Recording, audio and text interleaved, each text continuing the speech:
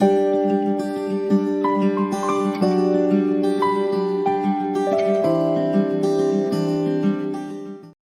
ce tuto, nous allons nous attarder sur les accords d'entreprise, car les accords d'entreprise et les accords de branche régissent en bonne partie notre vie au travail en caisse d'épargne. Les accords de branche et les accords d'entreprise sont issus de négociations entre les représentants syndicaux et l'employeur. L'accord d'entreprise et de branche vise à adapter les règles générales prévues par le Code du travail aux besoins spécifiques d'une entreprise. Un accord de branche concernera par exemple toutes les caisses d'épargne de France sans exception. L'accord d'entreprise, lui, concernera seulement la caisse d'épargne qui le négocie. Comme par exemple la caisse d'épargne de France. Il ne pourra pas s'appliquer dans une autre caisse d'épargne.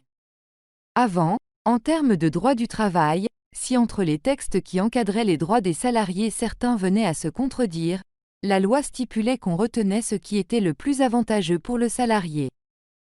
Malheureusement, les nouvelles lois travail, la loi El Khomri et les ordonnances Macron, ont eu pour objectif d'inverser la hiérarchie des normes. L'objectif de ces lois est de donner plus de souplesse aux entreprises, malheureusement, au détriment des salariés. Donc, si je comprends bien, cela permet à une entreprise de diminuer les droits des salariés à travers un accord d'entreprise.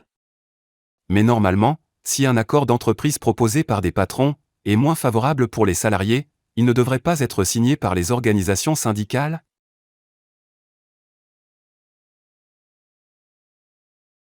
Malheureusement, ce n'est pas toujours aussi simple. Il arrive que des négociateurs syndicaux préfèrent se montrer agréables auprès d'un patron, en validant un accord moins favorable pour les salariés. Mais ce faisant, ces représentants syndicaux n'assument plus leur rôle de défense des intérêts des salariés. Pourtant, les salariés leur confient un mandat électif de 4 ans, lors des élections professionnelles du CSE. C'est leur mission, celle de défendre les intérêts des salariés, et uniquement ceux des salariés. L'objectif d'un syndicat est d'assurer exclusivement l'étude et la défense des droits et intérêts matériels et moraux, tant collectifs qu'individuels des salariés. Ça doit être un contre-pouvoir dans l'entreprise, pas un partenaire qui accompagne les mesures défavorables pour les salariés. Le syndicat Sud Solidaire ne validera jamais un accord de branche ou d'entreprise qui valide une régression sociale pour les salariés, ce n'est pas notre rôle, et ce n'est pas ce qu'attendent les salariés de leur syndicat. Un patron d'entreprise peut décider seul de l'application d'un accord d'entreprise. Un bon dialogue social dans une entreprise, ce sont des accords qui sont négociés conjointement, entre la direction et les organisations syndicales, dans une relation, patron-salarié, gagnant-gagnant.